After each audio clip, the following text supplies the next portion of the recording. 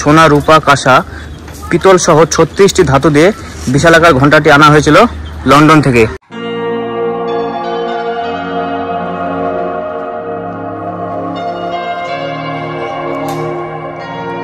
তো নবাব সিরাজউদ্দৌলার আমলের তৈরি সেই মসজিদ, যেটা এখন বর্তমানে নবাব পরিবারের সদস্যরা কিন্তু এই মসজিদে নামাজ পড়ে। So hello WhatsApp guys, this is me Alahim and welcome to my new blog. তো আবারও একটি নতুন ব্লগ নিয়ে চলে এসেছি। তো এখন আমি যে জায়গাটা দাঁড়িয়ে রয়েছি এটা হচ্ছে দক্ষিণী দরওয়াজা। তো এটা হচ্ছে নিজামত কেল্লার প্রবেশ পথ।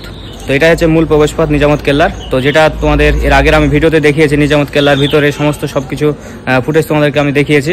তো এই দক্ষিণ দরওয়াজা দিয়ে প্রবেশ করে এখানে ঘণ্টাঘর রয়েছে, সিরাজউদ্দৌলা পার্ক রয়েছে। তো ওইগুলো তোমাদের এই ভিডিওর মাধ্যমে দেখানোর চেষ্টা করব। তো চলো যাওয়া যাক।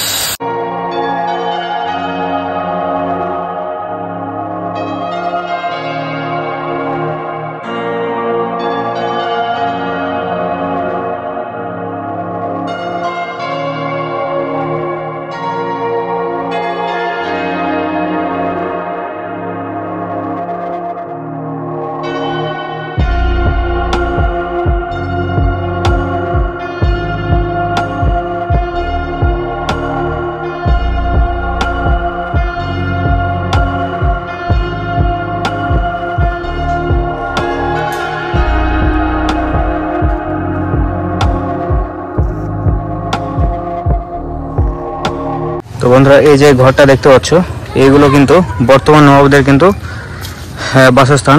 তারা তাদের সেই ফ্যামিলিগুলো নিয়ে এখানে কিন্তু তারা বসবাস করে। আর এই সেই ঘণ্টাঘর।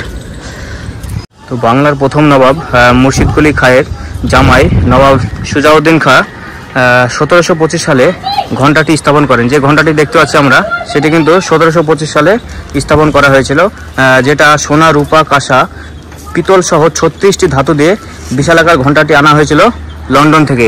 এই যে ঘণ্টাটা দেখতে পাচ্ছি, ওটা কিন্তু লন্ডন থেকে আনা হয়েছিল। আর এই ঘণ্টা বাজানোর জন্য 3টে শিফটে 3 জনকে নিয়োগ করা হয়েছিল নবাবী আমলে।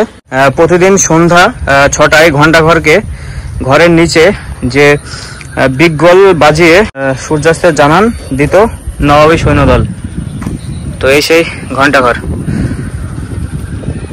তো এই যে ঘণ্টাঘরটি দেখতে পাচ্ছি, এই ঘণ্টাঘরটির পাশেই যে এই পুরনো বাড়ি রয়েছে, সেটা নবাবী আমলে সৈন্যদের থাকার জায়গা ছিল। এখন সেটি বর্তমান নবাবী পরিবারের সদস্যরা কিন্তু এখন বসবাস করছে।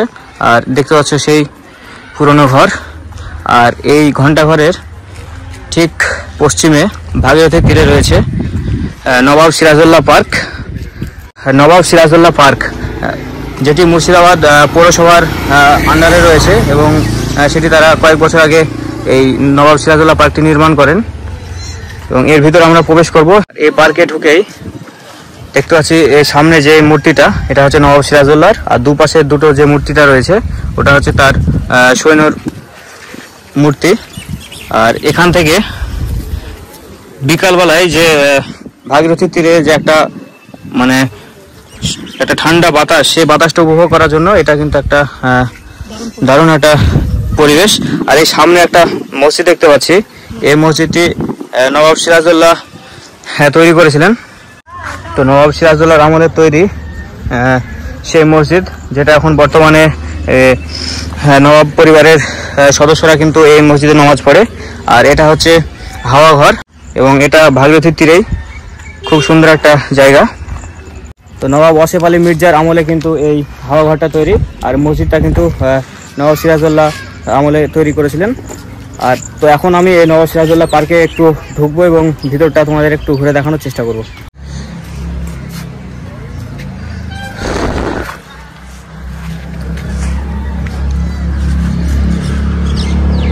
তো ফাইনালি প্রবেশ করে এলাম সেই সিরাজউদ্দৌলা পার্কে। তো খুব বেশি বড় এরিয়া না, ছোট্ট মধ্যে ভাগীরথী পাড়ে। তো এখান থেকে ভাগীরথী ভিউটা একটু তোমাদের দেখানোর চেষ্টা করব।